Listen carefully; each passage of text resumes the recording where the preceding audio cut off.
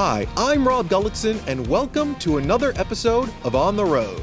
Today, we're going to head into Boston to check out the 22nd annual Halloween market, aka the Haunted Garden. Now, we've done a pretty spectacular Halloween episode in the past, and this is going to be a nice, less than scary option for people to check out and still celebrate the season. So without further ado, we're going to hop on the train and head into the city. That's today on OTR.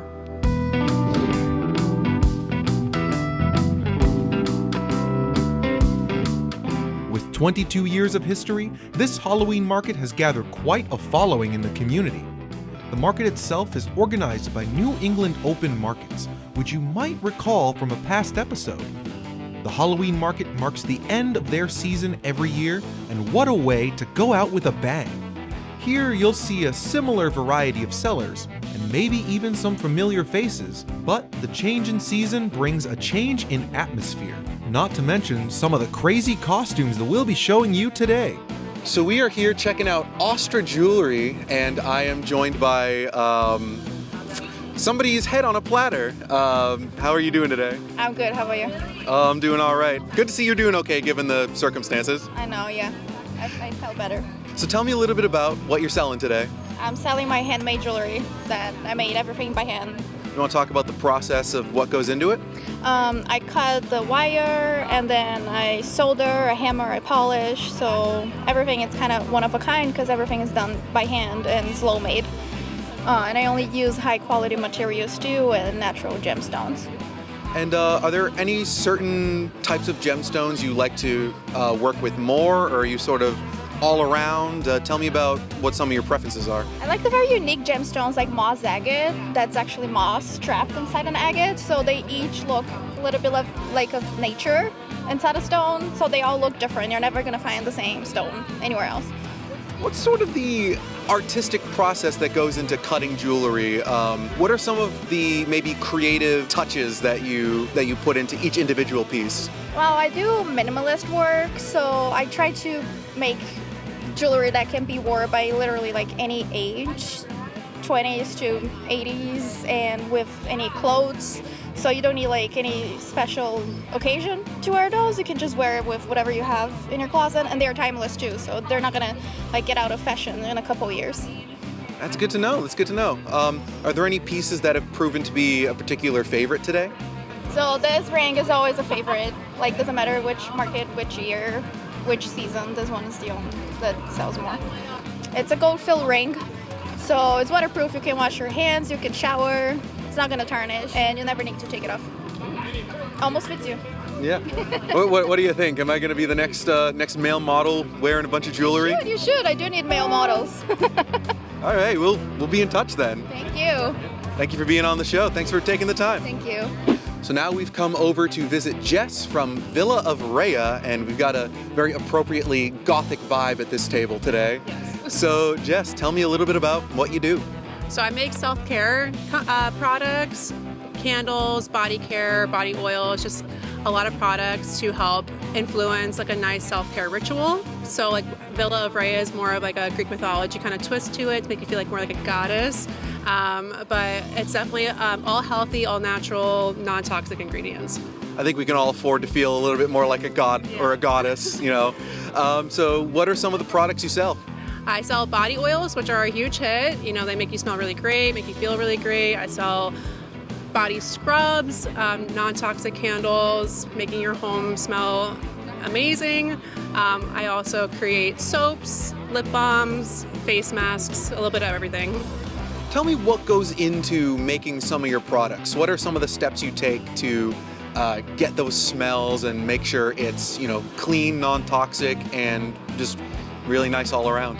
A ton of research, obviously, making sure that everything that we are putting into our bodies is safe, as well as just making sure that, you know, everything kind of like blends together appropriately. When it comes to like body care, I really make sure that like all of my family and friends, they do all of the testing for me for months before I create something that is like worth putting out there. But other than that, the candles, I make sure that I like it as well as all my friends and family like it as well. We want to make sure that the scents are clean, not too overpowering, not too like fake smelling either. So it's kind of like making sure that it goes through like 20 people before we create it. Nice. Can we actually take some candles up and do a little smell test? Yeah. So the names are going to be a little bit different on the website, but this one is called Cozy Cottage, and it smells like a warm cup of tea. This is Cozy Cottage.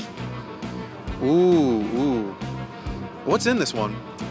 There's Earl Grey as well as like a lemon peel and amber. That's So nice. it does That's really smell- nice. Yeah. And then we have Finding Atlantis. So this one, it does smell like a fancy hotel, but it's kind of mysterious. Also sweet, salty, a little musky too. Yeah, that's like it's like one of those like sea salt candles that I really like, but it's got a little bit more A to little it. bit of elevation to it, yeah. Yeah, I always find it interesting when candles have layers, you know, where it's like first you smell something else and it's like, oh, what's that? Yeah. What's that? You know? Ooh, that one's lovely. I like that one a lot too, yeah. And what's this last one? Rumwood Oak. So it's a little bit spicy, but it kind of smells like whiskey and musk, as well as like a little sweetness to it. Very rustic. Yeah. I think my favorite was probably that second one. Yeah, mine too. Yeah, that's my personal favorite too. Have you been to the Halloween market before? Have you been a vendor here before? No. Well, I've been a vendor here all season long, but this is my first Halloween event. I tried to dress up a little bit, but it's a little cold out, so I left my jacket on. I mean, hey, it makes sense, and I think it still fits the vibe. Thank you, yes. How does this market compare to some of the other ones you've been to? It definitely draws in like a better crowd. The public garden is a huge help.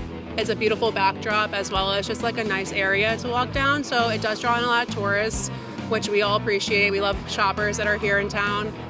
But overall, like you have just like great restaurants down on like the street as well as other shopping. So it just draws in like a ton of foot traffic, which is nice. And nobody really does fall quite like New England, especially Boston. So Exactly. I have to imagine that brings in a lot of people as well. Oh, for sure, yeah. I mean, other Boston markets are really great too, but this one specifically is just really nice to go to. Well, Jess, thank you so much for joining us on the show and showing us a little bit about Villa of Rhea. Thank you so much, guys. I appreciate it. As you'd expect, the handmade goods add a little extra charm to the event.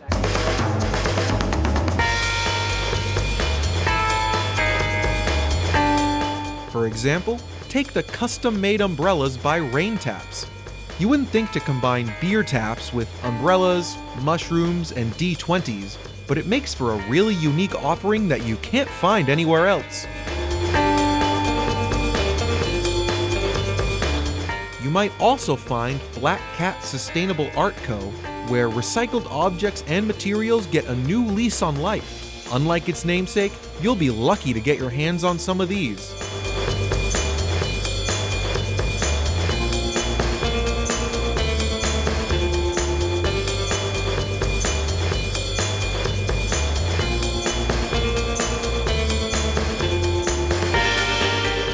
So now we're joined by Kara and Adam from Navah Lifestyle, and these guys actually came in clutch a little bit ago because, you know what, I'm just gonna come out and say it.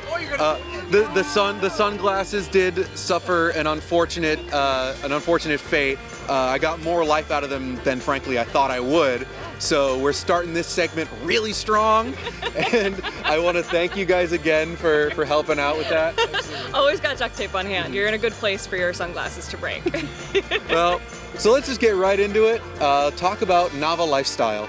So we started Navah Lifestyle back in, I want to say 2021. Yeah. I've always really enjoyed making my own bath products. I like to keep things a little bit more natural and use essential oils for the different benefits that they offer. And I was in a place where I was just looking to try something new, so Navah Lifestyle was born out of that. So we have mostly bath and body products. We have a line of essential oil-based products that offer different benefits. And then we also have some beard products, to which my husband can attest, as well as a couple of other products scattered in. What are some of the popular products that have been flying off the shelf today? Well, today there was a walk for suicide awareness. So we have one product that I like to call Nature's Icy Hot. It's our Chill Pill oil. It has peppermint and essential oils. It's really great for sore muscles, so a lot of people have been buying that. That's really nice, and for a good cause, right?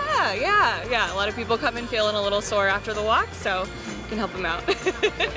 And I've actually tried Beard Balm about maybe a year or so ago. We were at another market in Plymouth that introduced me to this concept of Beard Balm. So do you want to talk about what goes into yours?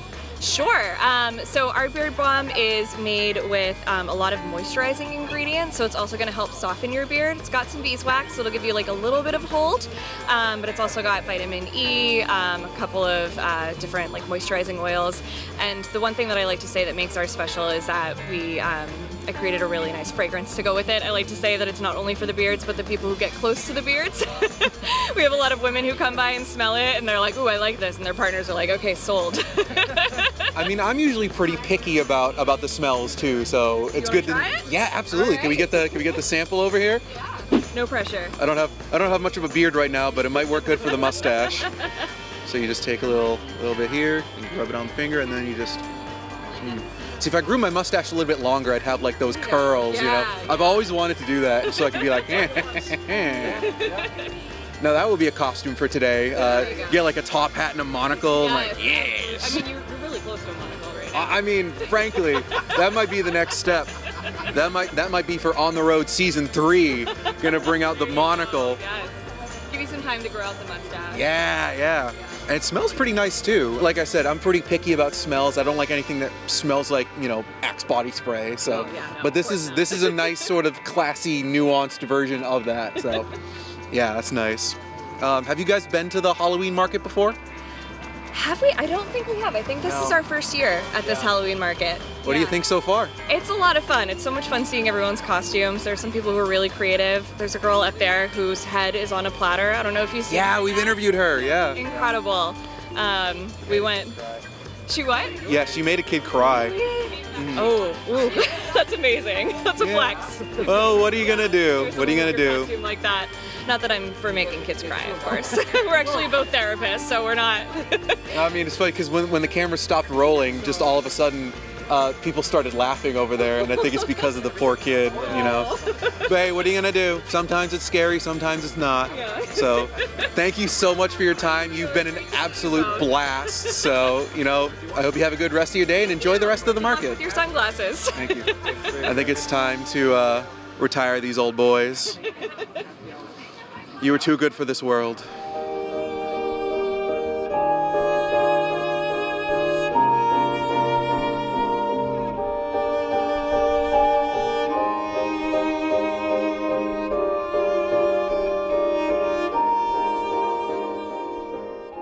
So we've made our way over to GOODFORM Designs, and I'm joined by family of hot dogs. Definitely not something I expected to see today, but we've got Melissa, David, and Ernie.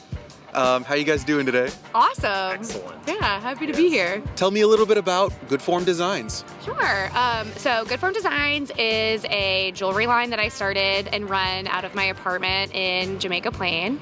I've been doing this for 5 years, and the focus of the focus of the brand is making fun and inclusive pieces that are sort of like at the intersection of whimsy and practicality. Everything's made out of polymer clay and handmade by me, and I was actually encouraged by my husband David because I was just doing it for fun, and he was like, "These are awesome, you should put them out there." And I never thought of myself as business savvy, so he's been my #1 supporter this whole time, and comes to every market and helps us out. Yeah, David, what's your role in the operation? I stand here and look pretty.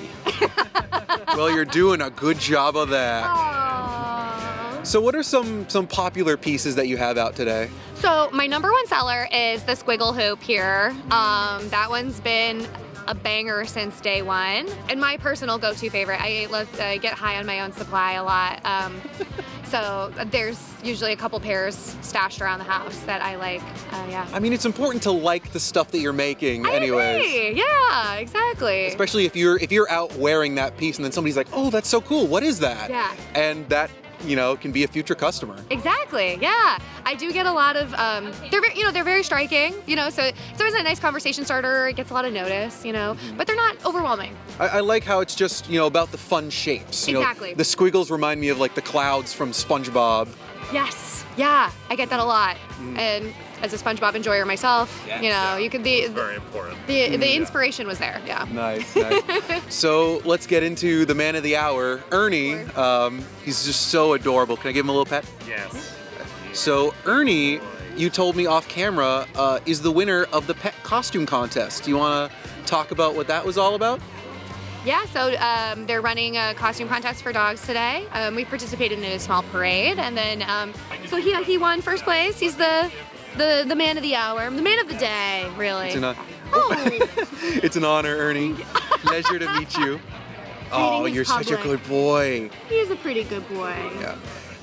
Tongue always out. Yeah. He's very photogenic. Yes, he is. His best angles, I think, are sort of like underneath. I think, or like the 0.5 lens. It lends itself very well to his. Yeah. Have you guys been to the Halloween market before? No, this is our first time. This is our first year vending with New England Open Markets. But I always knew about the Halloween market, so like I was so excited to come and just participate. I'm not the best at like building a costume, so like we've used these hot dog costumes for like 5 or 6 years. But it's nice to, you know, see everyone's creativity and see how all the different vendors are dressing and the customers. It's been really fun. And don't count out the hot dogs. It's No. definitely a head turner. Definitely, yeah. It doesn't fit very well, so I have to. Yeah. Yeah. My head's too big and hers is small. I'm sure it's a nice sort of overlayer anyways. Helps you fight the cold and the wind. They are very warm, almost too warm. We're They're gonna go climb Everest and we're gonna wear these Just as our you. primary layer. Wouldn't that be a moment in history? A couple hot dogs climbing Mount Everest. Yeah, it'll be really good. Well, it's it'll be really good for the news. Yeah. Well, you'll have to keep us posted on that. I'll be on the lookout. Thank you guys for taking the time to talk Thank to you us so and much. enjoy the rest of your day. You too. Thank you. Thank you.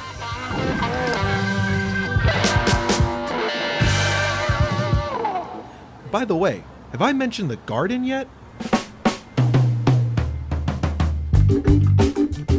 The Boston Public Garden is the backdrop for the market, as the name Haunted Garden suggests.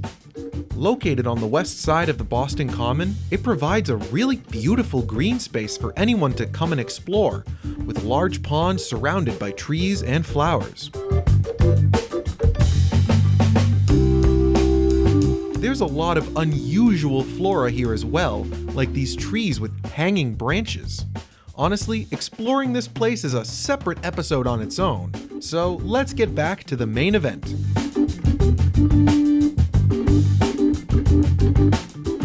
So now I'm joined by Julia from the Moon-Eyed Hare, and we've got some really lovely looking art today. So give us the introduction to the Moon-Eyed Hare. So this is the name that I sell my illustrations under. I studied illustration in school and I do freelance illustration on the side. So I do a lot of like nature illustration, designing like prints and bandanas, different things. What's your alma mater? The University of Hartford. Nice. Yeah. So New England local. Yes. What's been your main source of inspiration for the art that you do? Well, like I said, I do a lot of nature stuff, so I just really am attuned with nature and animals, plants, everything like that. So that's kind of like where I draw my inspiration from. Yeah. Have there been any particular favorites today? Anything that's proven to be popular? A lot of people like the sunflower book page print that I have. I also have some over the garden wall themed prints, so people definitely like those. And the bandanas are pretty popular as well. So. And your costume today seems pretty over the garden wall inspired. Am I correct in that? Yeah, and the theme for the market is Haunted Garden, so they wanted us to all be kind of like in that theme. So It's really cool. We've seen like mushroom people. We've seen like bees and flowers. Yeah. It's really nice theme. Have you done a market like this before? I've never done this particular one before. I've been doing the New England Open Markets for about 3 years now, but this is the first time I've done the Halloween market. But I've never done one that I've had to dress up for before, so this is definitely a first, and it's been really fun so far. And I mean, a lot of other people are dressed up as well, so it's kind of cool that you can walk by and see who's in costume and sort of talk about that. Yeah, and I feel like it also makes me feel better that everyone else is dressed up too, because, you know, it's not just me. I mean, if it was just you, be a real head turner.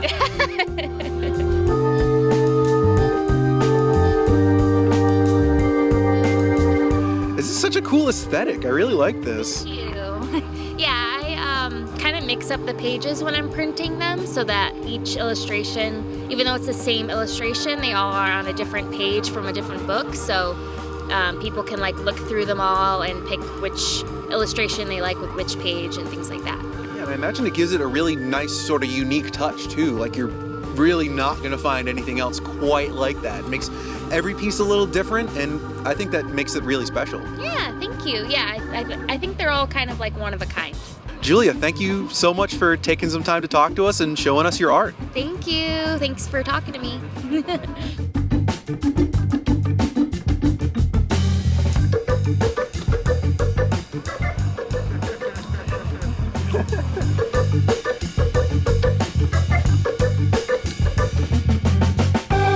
So now we are joined by Danielle Robichaud from Danielle Robichaud Jewelry, and I hope I pronounced that correctly. Sure. All righty. And you definitely caught our eye in a very specific way. Definitely fitting for the season. So, Thanks. Have you freaked anybody else out today? Yeah, and it's been kind of fun because I'm laughing hysterically behind wearing the mask, freaking people out. But tell us a little bit about what you do. Sure. I am a jeweler / metalsmith. I am trained in bench jewelry and repair. I was educated at the North Bennett Street School in the North End of Boston. I also went to Mass College of Art. And basically I take copper, pipe, brass fixing, like stuff that you can find at like Savers, Goodwill, thrift stores, flea markets, everything else, and sterling silver, and I cut it up into pieces and I make jewelry. Nice. Yeah. Have there been any particular popular items today? I would say these hoop earrings have been popular here. Nice. Thank you. So these ones in particular are gold fill with sterling silver ear wires. What do you think? Could I rock these? Anyone can rock them, and you. It looks nice on your brown hair. Oh yeah, really? You think so? Yeah.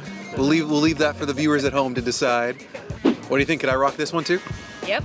Let's see. Oh yeah. Oh, it's a fit. It's a little bit big, but yeah, it's a little loose on me, but you know, yeah. How about that? Have you been to the Halloween market before? No, I've done New England open markets, Boston open market a bunch of times, but this is actually the first time I've done the Halloween one, so I was having fun with it today. I mean, it seems like you're really into it, so it seems like it's a good fit. Thanks. Yeah, it's a fun time. Lots of great people, and you know, even repeat customers. That's good to see. That's always good to see. It really, you know, ties it together. So Danielle, thank you for joining us on the show, Thanks so much. thanks My pleasure. Thanks for giving us an appropriate spook. My pleasure. The pleasure was all mine. Can you give us a maniacal laugh? We gotta get out of here. Cut the cameras. Go.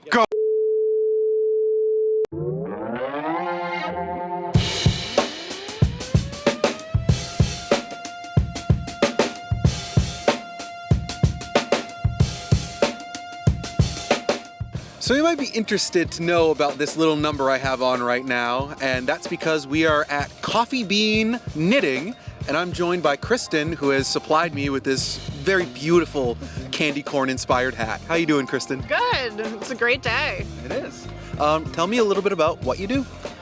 So I am a knitter and crocheter, so I knit and crochet a lot of winter accessories, so hats, scarves, mittens, stuff like that.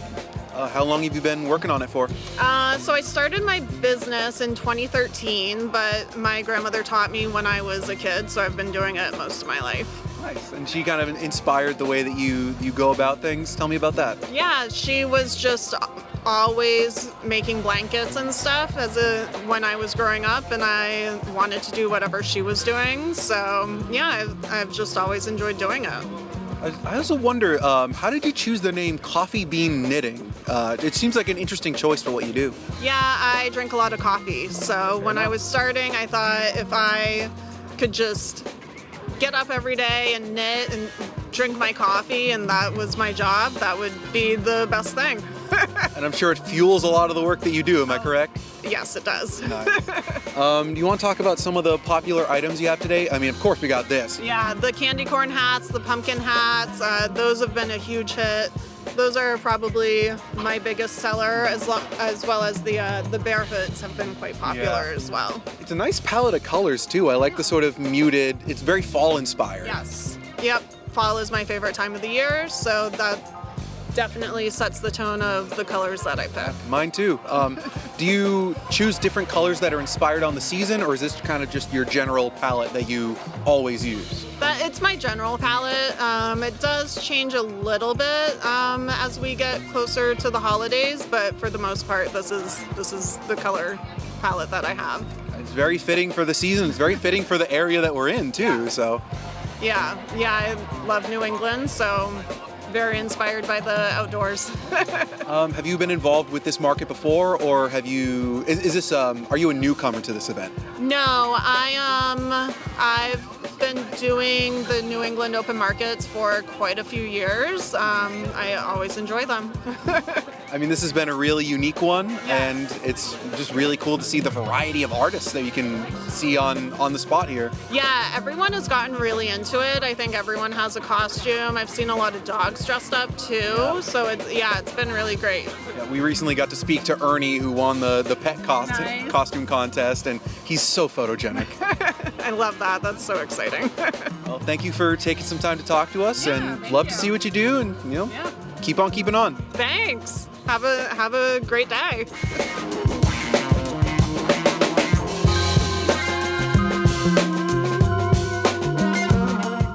We're gonna see how much of this I can drink before I get a little tummy ache.